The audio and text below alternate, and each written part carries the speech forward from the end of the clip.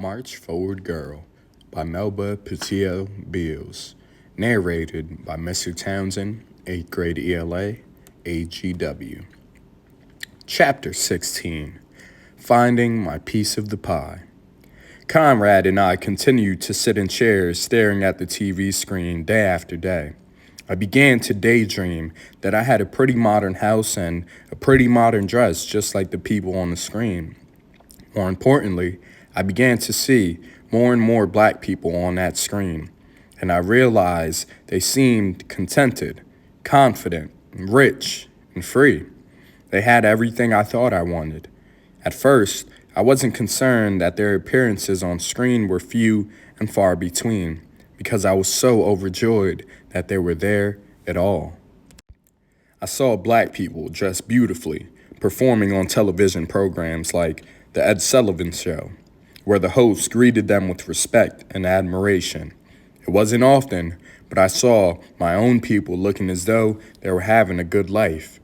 I wanted the same freedom and the ability to make a choice about what I wanted to do when I grew up.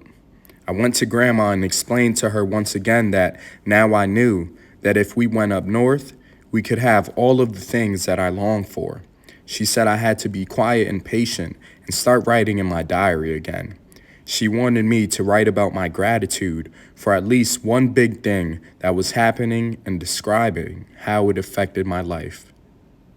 But she also explained to me that it was okay to want these things and to want to go north.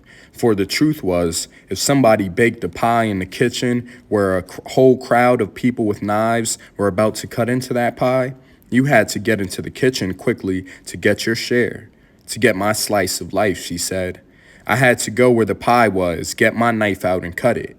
She admitted that in Little Rock, nobody was going to give me a knife or let me anywhere near the pie of abundance. For my people, the pie was never in the South. I knew for certain that to have my slice, I would have to get out. Mother decided she would enroll me in music lessons to distract me and give me a new creative goal to work on. It was also my reward for making excellent grades and not talking to others about our mistreatment by the white people. I had long been intrigued by the piano, and I could hear a song on the radio and pick the notes out on the piano keys.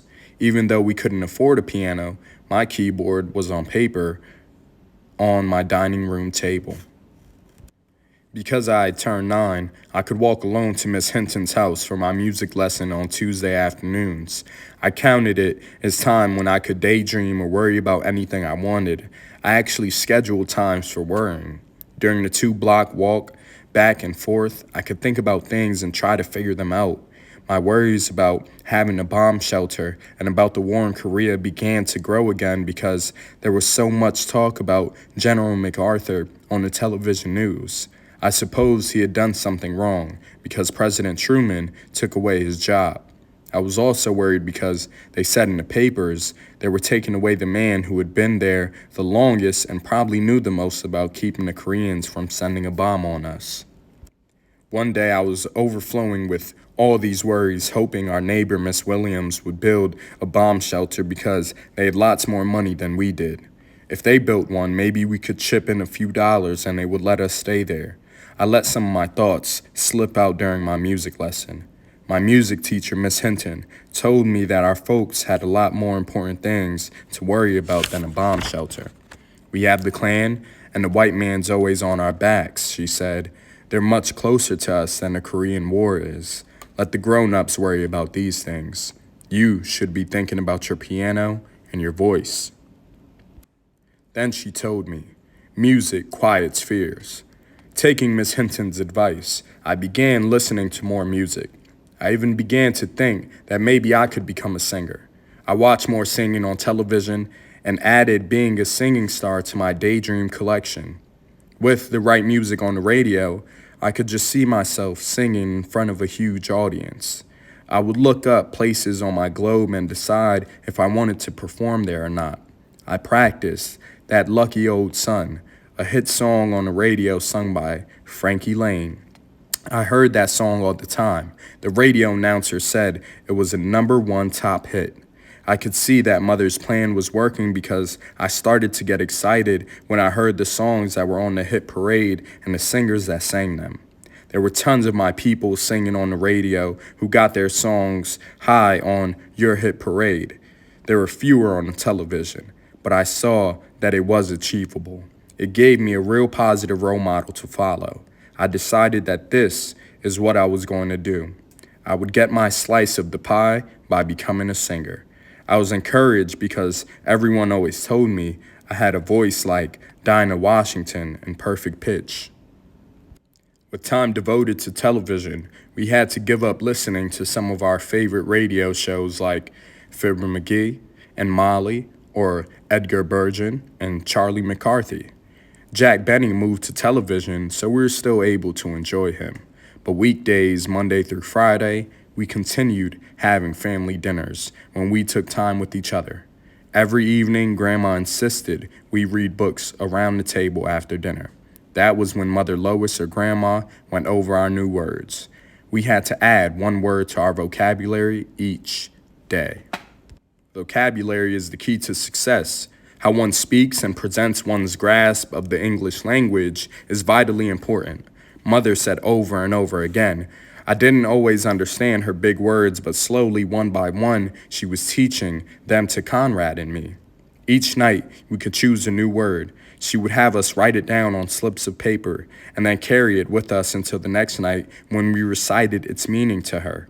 If we didn't yet understand the meaning of the word, we would carry it over until the next day. During the last week of February, Mama's birthday month, I chose a word that I heard on the television, apartheid. It meant forcing black people and white people to live apart and unequal. It's how our people live in Africa, Mother said.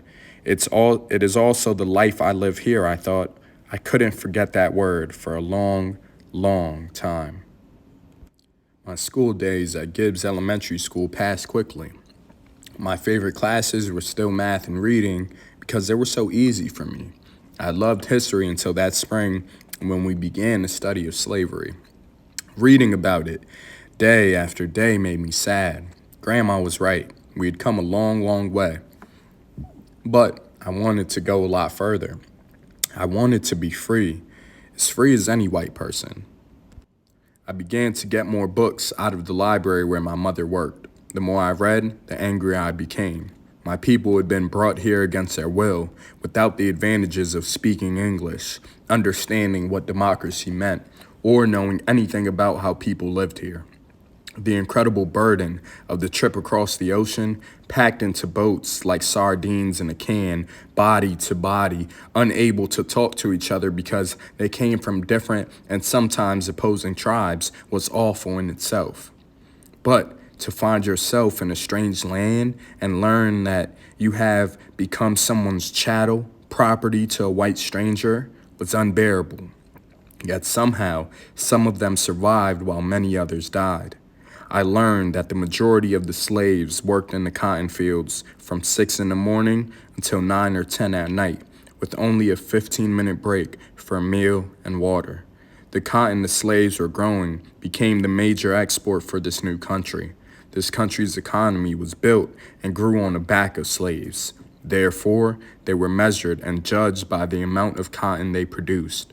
When they didn't produce what the master expected, they were beaten, and some were even killed. I started researching about our leaders, the work of the NAACP, and what they were doing to fight for our equality. I was glad to see that someone was fighting back. Mother still told me to stop my pushing, as I would get killed if I kept doing it. But these people were doing it legally and doing it for all of us.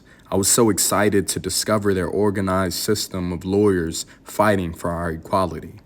I began to understand what Grandma had said about how we had come a long way. I had never understood before. Grandma said, "There is no crying, no whining, no complaining. There is just march forward, girl. You have to make sure that you are contributing to our journey forward, not sitting on the side of the road whimpering." Slowly, in my mind, I began to envision that we could march forward. There was a possibility for change because I saw change on the pages of the history books that I was reading. The real questions were, How was I going to contribute to that progress? And wasn't there a way to speed it up? I wanted it to come in my lifetime.